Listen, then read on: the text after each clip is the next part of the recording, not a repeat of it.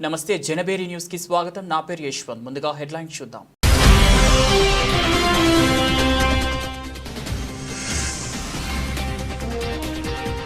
SDM law college వనపర్తిలో గణతంత్ర దినోత్సవం సందర్భంగా జాతీయ జెండాను ఆవిష్కరించిన ప్రిన్సిపల్ భాస్కర్.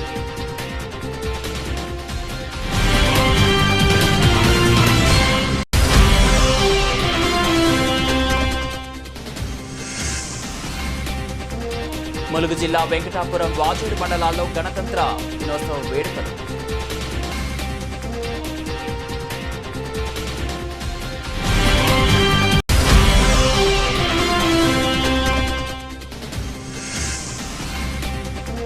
శ్రీ సత్యసాయి వేద పాఠశాల ఆవరణలో సత్యసాయి సేవా సమితి ఆధ్వర్యంలో భగవాన్ సత్యసాయి బాబా వారి శత జయంతి ఉత్సవాలు.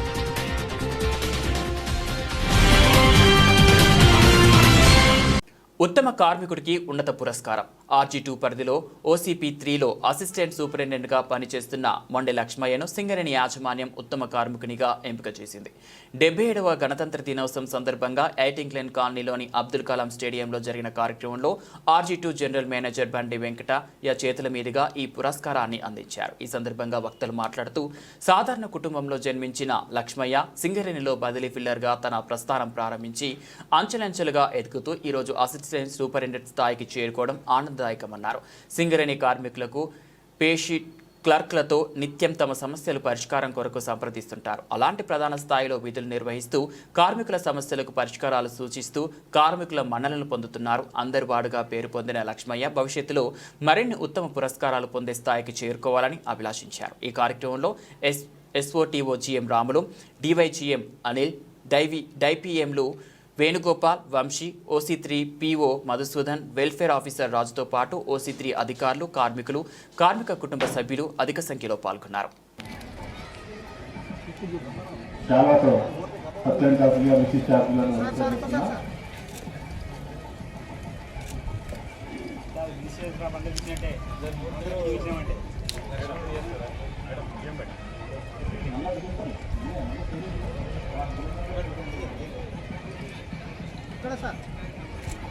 ప్రశంసా పత్రాన్ని ఇవ్వాల్సిన విశిష్టాతులను PO గారు ఇవ్వాల్సిన రిక్వెస్ట్ చేస్తున్నా.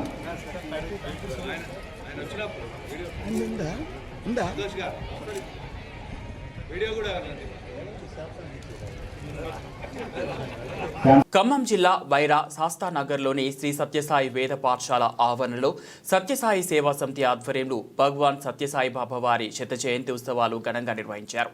3వ రోజు శత జయంతి ఉత్సవాల సందర్భంగా దేవతామూర్తుల కళ్యాణ మహోత్సవాలు, శివపార్వతుల కళ్యాణం మహోత్సవ కార్యక్రమాన్ని వేద పండితులు, సత్యసాయి సేవా భక్తులు ఘనంగా జరిపారు. శివపార్వతుల కళ్యాణ మహోత్సవానికి ఎమ్మెల్యే మాలోత్ రామదాస్ నాయక్ హాజరై పూజలు నిర్వహించారు. ఈ సందర్భంగా ఎమ్మెల్యే మాలోత్ రామదాస్ నాయక్ మాట్లాడుతూ సత్యసాయి శత జయంతి ఉత్సవాల సందర్భంగా దేవతామూర్తులకు కళ్యాణాలు జరిపించడం మంచి శుభప్రదమని, దీని ఫలితంగా భక్తులకు మంచి శుభ ఫలితాలు అందుతాయని అన్నారు. సత్యసాయి సేవకులు సేవా దృక్పథాన్ని అలవర్చుకొని పేదవారికి ఆర్థిక చేయూతను అందించాలని కోరారు. అనంతరం మహా అన్నదాన కార్యక్రమాన్ని నిర్వహించారు. కళ్యాణ మహోత్సవం కార్యక్రమంలో కాంగ్రెస్ పార్టీ నాయకులు, సత్యసాయి సేవా సమితి సభ్యులు, భక్తులు పాల్గొన్నారు.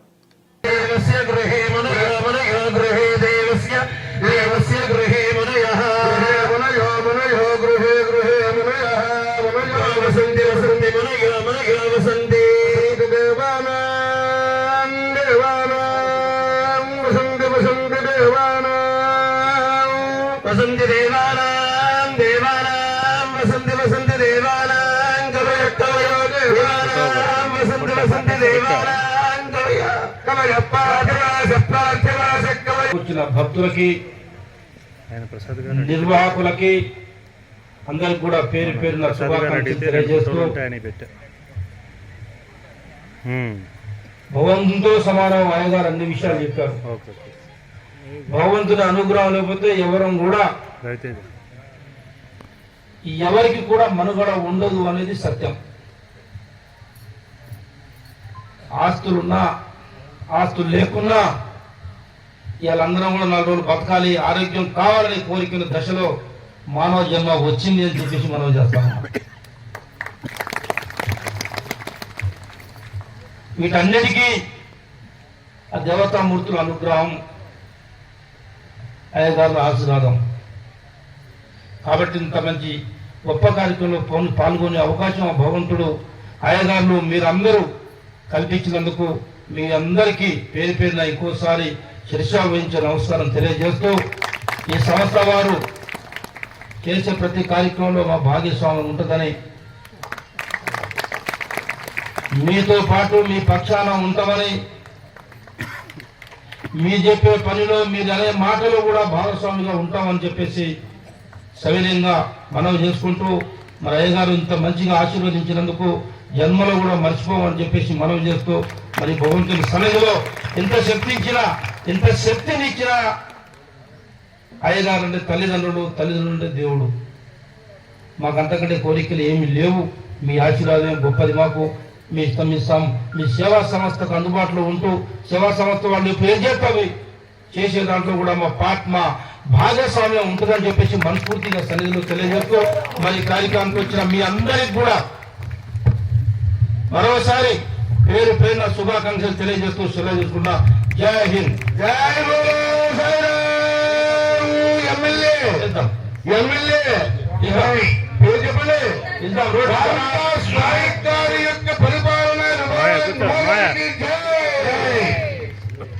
సంస్థ నిర్వాహకులు పెద్దలు అయ్యగారుల ముందు అడుగుతున్నారు కాబట్టి ఇప్పుడే చెప్పారు కాబట్టి తప్పకుండా రోడ్డు అడుగుతున్నారు.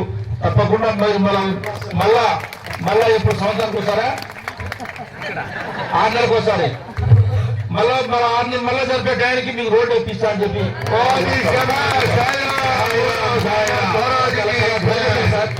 రామరాజు సాగర్ గారికి ప్రత్యేక ధన్యవాదాలు సార్. చాలా విశేషం. ఎంతో బిజీగా ఉండి తిరుపతి వెళ్ళి మరి సమయం వెచ్చించింది ప్లాన్ చేస్తున్నారు. అతనికి ప్రత్యేక ధన్యవాదాలు. రాజశేఖర్ గారికి, కేశవ రెడ్డి గారికి అందరికీ హృదయపూర్వక ధన్యవాదాలు తెలియజేస్తాను. స్వామి గారు ఆశీస్సులు. శుభోజనం చాలా ఆనందంగా ఉంది. మీకు ఎప్పుడు ఆంజనేయ స్వామి రక్ష ఇచ్చుదాకా భోజనం విడండి. శుభం. ఆ ప్రకారంగా స్వామివారి యొక్క కళ్యాణ మహోత్సవంలో ఆ గౌరీ అమ్మ వనపర్తి జిల్లా కొత్తకోట పట్టణ కేంద్రంలో పోలీస్ స్టేషన్లో 76వ గణతంత్ర దినోత్సవం సందర్భంగా కొత్తకోట సిఐ రాంబాబు జాతీయ పతాకాన్ని ఎగురవేశారు. ఈ సందర్భంగా సిఐ రాంబాబు మాట్లాడుతూ భారతదేశం భిన్నత్వంలో ఏకత్వం కలిగిన అత్యధిక జనాభా కలిగిన దేశం. శాంతి భద్రతలకు భంగం వాటిల్లకుండా చూడాల్సిన బాధ్యత మనపైన ఉందని పేర్కొన్నారు. ఈ కార్యక్రమంలో సబ్ ఇన్స్పెక్టర్ ఆనంద్, ఏఎస్ఐలు సుధాకర్, రామకృష్ణ, హెడ్ కానిస్టేబుల్ వెంకటస్వామి, వెంకటరామిరెడ్డి, చంద్రమోహన్, కురుమయ్య గౌడ్ మరియు పోలీస్ సిబ్బంది కార్యక్రమంలో పాల్పంచుకున్నారు. మనకు బాలగంగాధర్ తిలక్, లాలా లజపతి రాయ్ వీళ్ళందరి మరియు మన జవహర్లాల్ నెహ్రూ, మహాత్మా గాంధీ, సర్దార్ వల్లభాయ్ పటేల్ వీళ్ళందరి నాయకత్వంలో వీళ్ళందరి కృషితోనే మనకు 1947 ఆగస్టు 15 స్వతంత్రం రావడం జరిగింది. తర్వాత బాబు రాజేంద్ర ప్రసాద్ అధ్యక్షతన రాజ్యాంగ పరిషత్ ఏర్పడి డాక్టర్ బిఆర్ అంబేద్కర్ గారి యొక్క డ్రాఫ్టింగ్ కమిటీ అధ్యక్షుడిగా వారి యొక్క నేతృత్వంలో మన యొక్క రాజ్యాంగాన్ని మన ఎస్ఐ గారు చెప్పినట్టు 2 సంవత్సరాల 11 నెలల 18 రోజులు దాన్ని సమయాన్ని వెచ్చించి ఎన్నో రకాల గ్రంథాలని మన యొక్క భారతదేశము భిన్నత్వంలో ఏకత్వం, విభిన్న జాతులు, విభిన్న మతాలు, కులాలు ఉన్నాయి కాబట్టి రకరకాల ప్రాంతాలు ఉన్నాయి కాబట్టి వీటన్నిటికి తగ్గట్టుగా రాజ్యాంగాన్ని రూపకల్పన చేయడం జరిగింది. అందరికి కూడా సమానమైనటువంటి స్వేచ్ఛ, హక్కులు అందరికీ ఉండే విధంగా, ఎవరు కూడా ఇందులో నష్టపోకుండా వాళ్ళ యొక్క ఆచార వ్యవహారాలు దెబ్బతినకుండా ఉండే విధంగా దీన్ని తయారు చేయడం జరిగింది. దీనితోని మనకు భారతదేశానికి స్వేచ్ఛతో పాటుగా దానికి భారతదేశం యొక్క ఉనికిని, దాని యొక్క భారతదేశం రాజ్యాన్ని ప్రపంచ దేశాలు గుర్తించే విధంగా దాని యొక్క ఉనికిని చాటి చెప్పిన రోజు ఇది. అదేవిధంగా ఒక సామాన్య మానవుని గొంతుకకు కూడా బలాన్ని ఇచ్చిన సందర్భం ఇది. అదేవిధంగా మనందరం కూడా మనకు ఏదైతే ఇన్ని విభిన్న జాతుల అన్నిటి కూడా కలిపి ఒక తాటి మీద భారతదేశం జాతీయవాదంతో ముందుకు తీసుకుపోవడం కోసం సామ్యవాదం, లౌకికవాదాన్ని ఏదైతే మన రాజ్యాంగంలో పొందుపరిచారో ఆ భావాలని మనం క్షుణ్ణంగా అర్థం చేసుకోవటం, దాంట్లో ఎవరికి కూడా నష్టం జరగకుండా చూడటం మన పని. మనది ప్రపంచంలోనే ఇవాళ అతిపెద్ద దేశం, అతి జనాభా కలిగిన దేశం, 140 కోట్ల జనాభా ఉన్న దేశం. 140 కోట్లు ప్రజలు ఉన్నప్పుడు వాళ్ళని మనము శాంతి భద్రతలతో ఉండే విధంగా చూడటం మన పని. దానికి తగ్గట్టుగా మనం కూడా దానికి సంబంధించిన పరిజ్ఞానాన్ని సంపాదించుకొని ప్రజలకు మంచిగా మనము వాళ్ళకు మంచి సేవలు అందించే విధంగా మనం కూడా తయారు కావాలని చెప్పేసి మన ఏదైతే జాతీయ నాయకుల స్ఫూర్తితోని మనం కూడా ఆ విధంగా తయారు కావాలి. మనం కూడా ఎంతో కొంత. ఖమ్మం జిల్లా వైరా నియోజకవర్గం వైరా కొనిచెర్ల ఏనుకూరు మండలాల్లో ప్రభుత్వ ప్రైవేట్ కార్యాలయాలలో 76వ గణతంత్ర దినోత్సవం వేడుకలను ఘనంగా నిర్వహించారు. నియోజకవర్గ కేంద్రంలోని ఎమ్మెల్యే క్యాంపు కార్యాలయం, కాంగ్రెస్ పార్టీ కార్యాలయాల్లో ఎమ్మెల్యే మాలో రామ్దాస్ నాయక్ జాతీయ జెండా ఎగురవేశారు.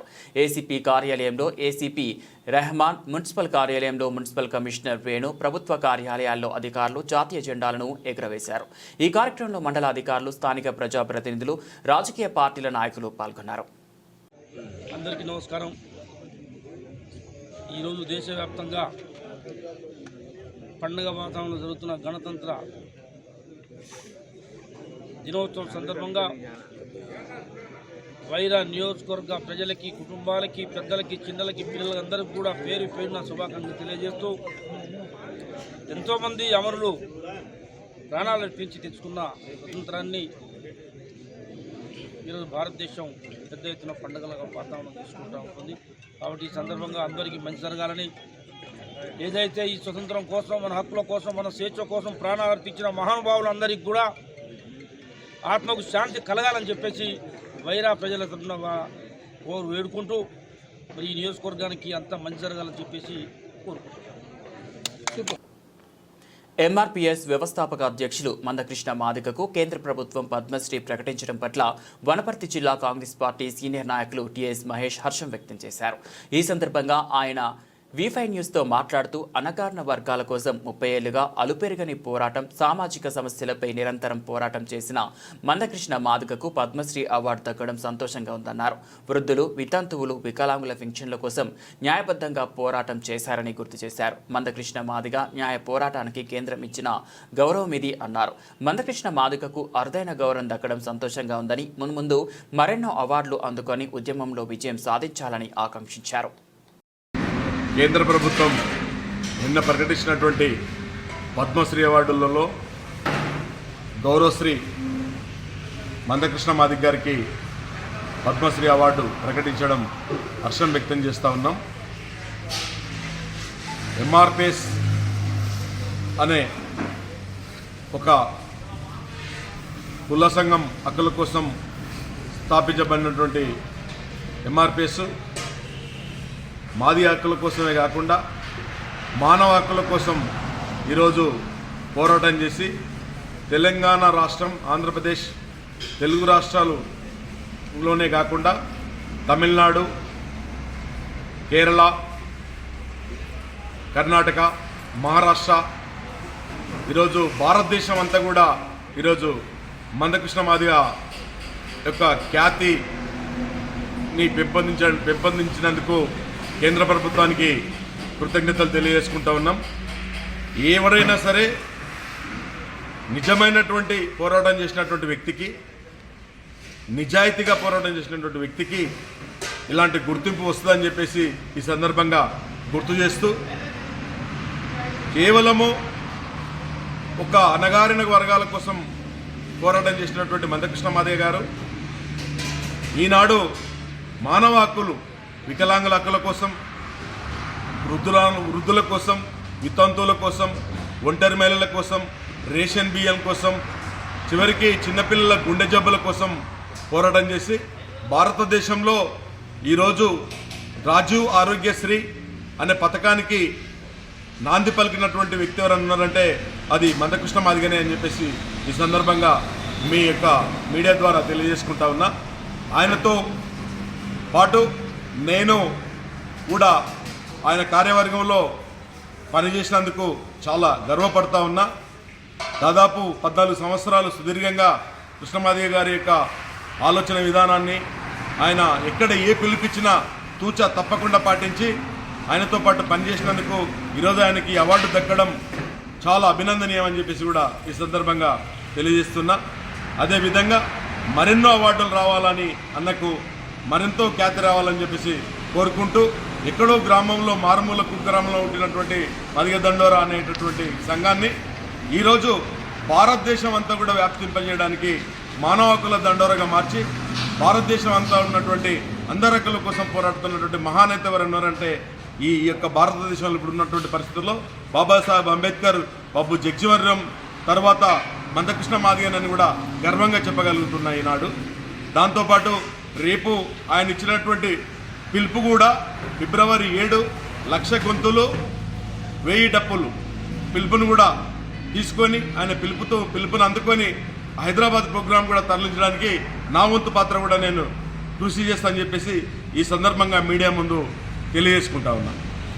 ఎస్డిఎం లా కాలేజీ వనపర్తిలో 76వ గణతంత్ర దినోత్సవం సందర్భంగా జాతీయ జెండాను ప్రిన్సిపల్ భాస్కర్ ఆవిష్కరించడం జరిగింది.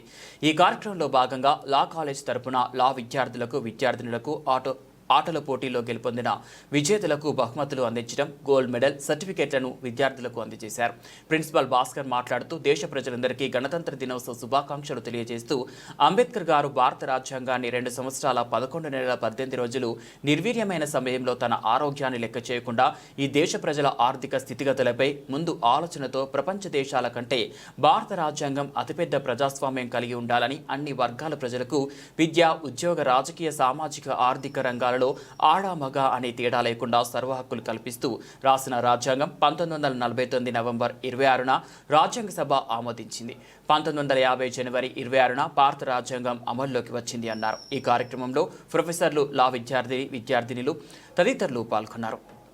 మననం చేసుకోండి చాలు, సపట్లు ఎందుకంటే మన సపట్లంత దూరం పోగానే మననం చేసుకునేది మన బాధ్యత.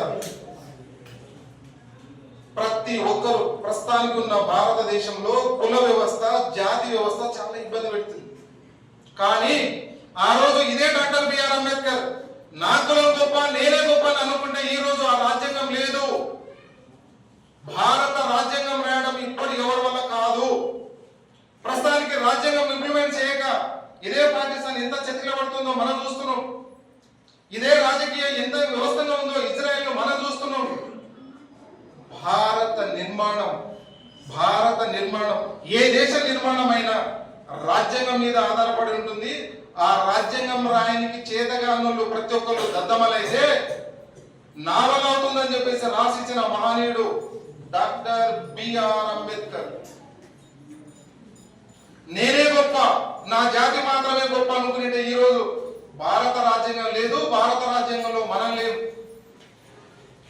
శాసనాలు అమలు చేయాలన్నా, ఒక వ్యవస్థను ఇంప్లిమెంట్ చేయాల్సిందా, దానికి కావాల్సింది రాజ్యాంగమే.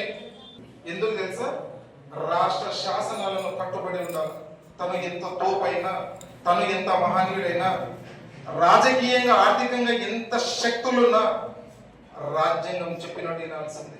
అది భారత రాజ్యాంగం. ప్రపంచంలో 3వ వ్యవస్థ మనది. ప్రపంచంలో 3వ వ్యవస్థ నెంబర్ 1 అమెరికా. అయితే ఇదే ఇంగ్లాండ్ రాసిచ్చిన ఇదే రాజ్యాంగాన్ని 1934లో government of India act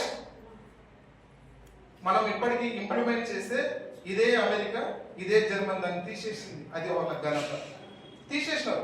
British వాళ్ళు ఏదైతే ఆర్టికల్స్ ఇచ్చినారో మా వల్ల మేము కూడా తయారు చేసుకుంటామని రాసిస్తేనంటే భారతదేశంలో రాసిచ్చిన ఆర్టికల్స్ తీయడం అంత సులువు కాలేదు, అంత కఠినంగా రాసిచ్చారు. ఎందుకంటే భారతదేశంలో ఉన్న రాజకీయ నాయకులు కావచ్చు, భారతదేశంలో ఉన్న కుల వ్యవస్థ కావచ్చు, భారతదేశంలో ఉన్న జాతి వ్యవస్థ అంత దృఢంగా ఉంది. దాన్ని మార్చలేకపోయింది. అది భారతదేశం యొక్క దుర్దినం అనొచ్చు. దాన్ని 1930 మనకు స్వతంత్రం వచ్చింది 1947, 1936 30లోనే మన భారతదేశం గురించి రాసిచ్చినట్టే వాళ్ళెంత మేధావులై ఉండొచ్చు, వాళ్ళ ముందు చూపు ఎంత బ్రహ్మాండంగా ఉండొచ్చు. అదే ముందు చూపు మనకి ఎందుకు ఉండకూడదు? చాలా మంది సార్ నేను ఆల్రెడీ పార్ట్ టైం జాబ్ చేస్తున్నాను సార్. పార్ట్ టైం జాబ్ చేయడం కాదు, అదే ఫుల్ టైం దీనికి కేటాయించవచ్చు కదా లాకి. సార్ నేను పార్ట్ టైం చూస్తున్నాను, మీరు లాను పార్ట్ టైం గా చేయాల్సింది. ఫుల్ టైం చేసేసారంటే నీ నిర్మాణం మారుతుంది కదా, నీ భవిష్యత్తు నిర్మాణం మారుతుంది కదా. వేరే వాళ్ళ మీద ఆధారపడి ఉండాల్సిన పరిస్థితి మనకు రాదు కదా. డాక్టర్ బిఆర్ అంబేద్కర్ రాసిన రాజ్యాంగాన్ని భారతదేశం మొత్తం చదువుతున్నప్పుడు మన నిర్మాణం గురించి మనకెందుకు చేయకూడదు? ఓకే, మన భవిష్యత్తు నిర్మాణాన్ని మనం ఎందుకు నిర్మించుకోకూడదు? సార్ నేను పార్ట్ టైం చూసుకుంటున్నాను సార్, ఆల్రెడీ నాకు వేరే జాబ్ ఉంది సార్ పక్క. ఆ జాబ్ చిన్న జాబ్, అది నీకు ఉపయోగపడని జాబ్ అది. కానీ ఇదే వకీల్ స్థానం భవిష్యత్తు నిర్మాణాన్ని, నీ స్థానాన్ని, నీ గౌరవాన్ని కూడా ఉంచుతుంది కదా ఒక స్థానంలో. అది ఎందుకు అర్థం కావట్లేదు? యాదాద్రి భువనగిరి జిల్లా వలిగొండ మండల పరిధిలోని నాతలగూడెం గ్రామంలో ప్రజాపాలనలో 4 సంక్షేమ పథకాలు శ్రీకారం కార్యక్రమానికి వచ్చిన తెలంగాణ రాష్ట్ర నీటిపారుదల శాఖ మరియు పౌర సరఫరాల శాఖ మంత్రులు ఉత్తమ్ కుమార్ రెడ్డి పాల్గొని ప్రారంభించి ఆయన మీడియాతో మాట్లాడుతూ గత 10 సంవత్సరాల నుంచి రేషన్ కార్డుల కోసము, ఇండ్ల కోసము, సంక్షేమ పథకాల కోసము ప్రజలు ఎదురు చూసినా టీఆర్ఎస్ ప్రభుత్వం పట్టించుకోలేదని, ఇప్పుడు కాంగ్రెస్ ప్రభుత్వం వచ్చినాక నిజమైన అర్హులకు సంక్షేమ పథకాలు వస్తాయని, టీఆర్ఎస్ వాళ్ళ మాటలు, బీజేపీ వాళ్ళ మాటలు నమ్మి మోసపోవద్దని, ఇంకా ఎవరైనా అర్హులు ఉంటే దరఖాస్తు చేసుకోవచ్చని మాట్లాడినారు. ఈ కార్యక్రమంలో ఎంపీ శ్యామల కిరణ్ కుమార్ రెడ్డి, ఎమ్మెల్యే కుటుంబం Anil Kumar Reddy, collector Hanumantharao, RDO, MRO, MDO, అధికారులు మరియు కాంగ్రెస్ పార్టీ మండల నాయకులు, జిల్లా నాయకులు పాల్గొన్నారు. రాళ్ళు, రప్పలు, గుట్టలు ఇవన్నీ తీసేసి వ్యవసాయ యోగ్య భూమికి రాష్ట్ర వ్యాప్తంగా పంట వేసినా వేయకున్నా మన ప్రభుత్వం సంవత్సరానికి 12,000 రూపాయలు ఇవ్వబోతుందని చెప్పి నేను చెప్పడం నిన్న నాకు ఎంతో సంతోషం కలుగుతుందని చెప్పి మనం చెప్తున్నాను. అదేవిధంగా రేషన్ కార్డుల విషయం, మరి రేషన్ కార్డుల విషయం నేను కొంత మీకు బ్యాక్గ్రౌండ్ ఇవ్వాలి. నేనే కన్సర్న్ మంత్రిని. గత 10 ఏళ్లుగా బీఆర్ఎస్ ప్రభుత్వంలో ఉన్న 10 ఏళ్లుగా రేషన్ కార్డులు రాష్ట్ర వ్యాప్తంగా ఇవ్వలేదు. ఎక్కడన్నా హుజురాబాద్ లో బై ఎలక్షన్ ఇస్తే కొన్ని రేషన్ కార్డులు ఇచ్చిండ్రు, మునుగోడు బై ఎలక్షన్ అయితే కొంత రేషన్ కార్డు ఇచ్చిండ్రు, కానీ రాష్ట్ర వ్యాప్తంగా ఇవ్వలేని విషయాన్ని మనం చేస్తున్నాం. ఈరోజు తెలంగాణ రాష్ట్రంలో 90 లక్షల రేషన్ కార్డులు ఉన్నాయి. దాని ద్వారా లబ్ధి పొందే నా అక్కలు, చెల్లెళ్ళు, నా అన్నలు, తమ్ముళ్ళు 2,81,00,000 మంది. 10 ఏళ్ల పాటు మీకు కొత్తగా రేషన్ కార్డులు ఇవ్వడం కానీ అదనపు కుటుంబ సభ్యులని రేషన్ కార్డులో చేర్పించుకునే అవకాశం ఇవ్వలేదు కదా బీఆర్ఎస్ ప్రభుత్వం చెప్పింది మనం చేస్తున్నాం. మా ప్రభుత్వం వచ్చిన తర్వాత గౌరవ ముఖ్యమంత్రి రేవంత్ రెడ్డి గారు, గౌరవ ఉప ముఖ్యమంత్రి బట్టి విక్రమార్క గారు, మంత్రులందరూ కూడా నిర్ణయం తీసుకుని రాష్ట్రంలో అర్హత ఉండే ప్రతి కుటుంబానికి రేషన్ కార్డులు ఇవ్వాలని నిర్ణయం తీసుకొని ఈ రోజు నాతాలగూడెంలో ముందుకు పోతున్న విషయం కూడా నేను మనం చేస్తున్నాను. మీరు గమనించాలి, కొత్త రేషన్ కార్డు ఇవ్వడమే కాదు, ఈ రేషన్ కార్డులు ఇచ్చే కార్యక్రమం కూడా ముందుగా కొంత అపోజ్ జరిగింది. రేషన్ కార్డులు ఇచ్చే సందర్భంగా కొంతమంది వచ్చిన లిస్టు, కొంత రాలేదని సరే పదే చెప్పారు. సార్ అయితే ఉత్తమ్ సార్ మరి వెరీ బిగినింగ్ లో చెప్పారు, ఇది నిరంతర ప్రక్రియ. అప్లికేషన్లు ఇవ్వను మళ్ళీ ఇందిరమ్మ సభలు ఇవ్వండి, ఎందుకు ఇబ్బంది, అవసరమే లేదు అంటే ఇది లక్షల మంది, కోట్ల మంది జనాభా ఉన్న రాష్ట్రంలో రేషన్ కార్డులు తీసుకునే ప్రక్రియలో, అప్లికేషన్ తీసుకునే ప్రక్రియలో అక్కడక్కడ కొంత కన్ఫ్యూజన్ అవుతుంది. బట్ ఇవన్నిటి కూడా ఇదేమి ఎండ్ అయితలేదు కదా, ఇవన్నీ కూడా అప్లికేషన్ తీసుకొని ప్రతి ఒక్కరికి రేషన్ కార్డు ఇచ్చే కార్యక్రమం తీసుకుంటున్నాం. బాధ్యత నేను తీసుకుంటున్నాను సార్ చెప్పిండ్రు. సో ఆ రేషన్ కార్డులు ఇచ్చే కార్యక్రమం కూడా మరి ఈరోజు ప్రతి ఒక్కరికి ఈ గ్రామంలో అందరికీ అర్హులందరికీ రేషన్ కార్డులు ఇచ్చే కార్యక్రమం ఈరోజు జరుగుతుంది. అందులో భాగంగా 96 మందికి కొత్త రేషన్ కార్డులు వస్తున్నాయి. సపోర్ట్ కొట్టండి గట్టిగా. ఇది చిన్న విషయం, ఇది లేక రాక 10 ఏళ్ళు చూస్తుంది. ఓకే, ఈ 16 ఏందండి, ఇదే 16 రేషన్ కార్డులలో పిల్లలు కానీ కోడళ్ళు కానీ వస్తే వాళ్ళ పేరు కూడా యాడ్ చేసాం. సో ఇక రేషన్ కార్డులో పెడదాం, మనకు లేదు, ఇబ్బంది లేదు. ఇది రేషన్ కార్డుల కథ. ఓకే, ఆ విధంగా రేషన్ కార్డులు ఇచ్చే కార్యక్రమం ప్రజాపాలన కాంగ్రెస్ ప్రభుత్వం చేస్తుంది. ఇందిరమ్మ ఇల్లు కూడా ఈరోజు ఇక్కడ ఇందిరమ్మ ఇల్లు లేకపోయా నాడు కాంగ్రెస్ హయాంలో వైఎస్ఆర్ హయాం. ఆదిలాబాద్ స్థానిక కలెక్టర్ చౌరస్తాలో అమన్ ఫౌండేషన్ వారి ఆధ్వర్యంలో గణతంత్ర దినోత్సవం జెండా వందన కార్యక్రమాన్ని నిర్వహించడం జరిగింది. ఇటు కార్యక్రమంలో అనేక సంఘాలు పాల్గొనడం జరిగింది. అందులో భాగంగా ఆదిలాబాద్ జిల్లా క్రాంతికారి హమాలి కాంటాక్ట్ సొసైటీ ఆదిలాబాద్ జిల్లా ప్రధాన కార్యదర్శి ఎల్లుల్లా సంతోష్ కుమార్ మాట్లాడుతూ భారత రాజ్యాంగం భారత పౌరులకు మానవ హక్కులు, ప్రాథమిక హక్కులు, వాక్ స్వాతంత్రం, పత్రికా స్వేచ్ఛ కల్పించిందని తెలియజేయడం జరిగింది.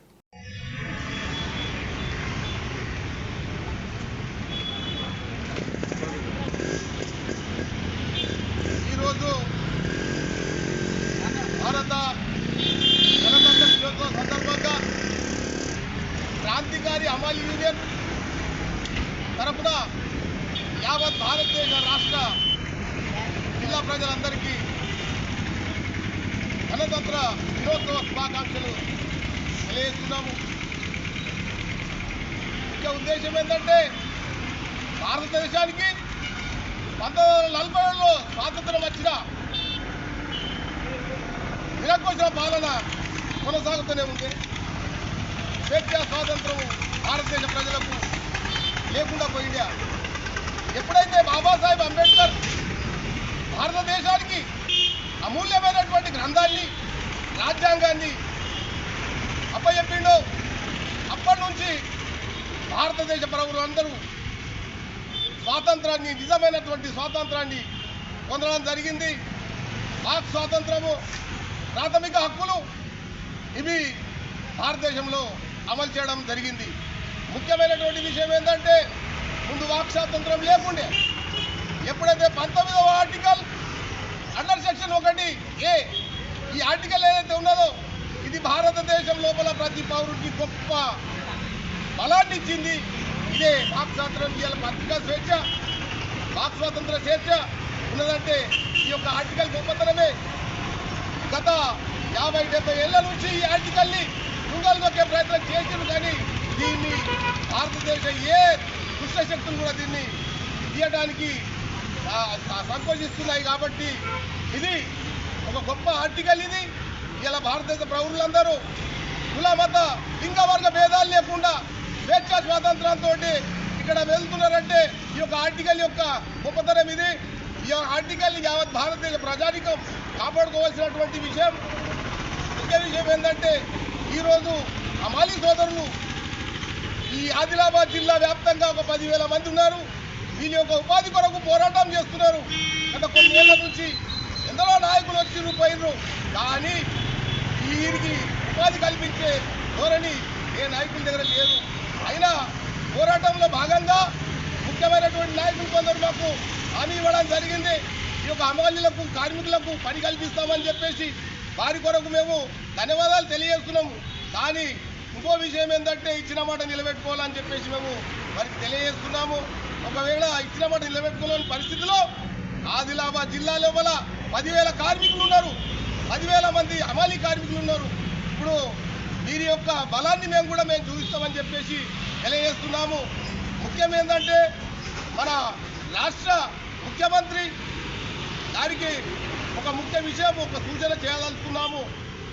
రాష్ట్రం లోపల హమాలీ బోర్డుని ఏర్పాటు చేస్తామని చెప్పేసి ఎజెండాలో పెట్టడం జరిగింది, కానీ ఇప్పటివరకు దాని యొక్క మూలాలు ఏం కనబడతలేవు. త్వరలో హమాలీ బోర్డును కూడా చేయాలని చెప్పేసి లక్షలాది వేలాది కోట్లాది మంది కార్మికులకు ఒక బోర్డు ఏర్పాటు చేసి వాళ్ళని రక్షించాలని చెప్పేసి వాళ్ళకు ఉపాధి కల్పించాలని చెప్పేసి తెలియజేస్తూ ధన్యవాదాలు తెలియజేస్తున్నాం. బులెటిన్ ముగించే ముందు హెడ్లైన్స్ మరోసారి.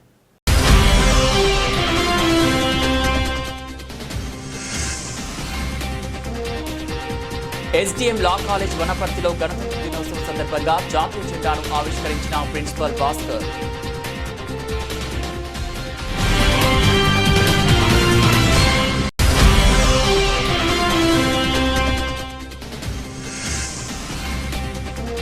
ములుగు జిల్లా వెంకటాపురం, వాజూరు మండలాల్లో గణతంత్ర దినోత్సవ వేడుకలు.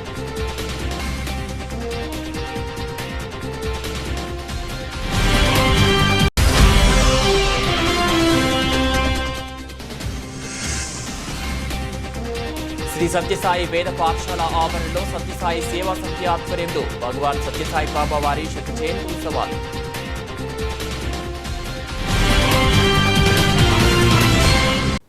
ఇవి బులెటిన్ అప్డేట్స్. మరో బులెటిన్ మళ్ళీ కలుద్దాం.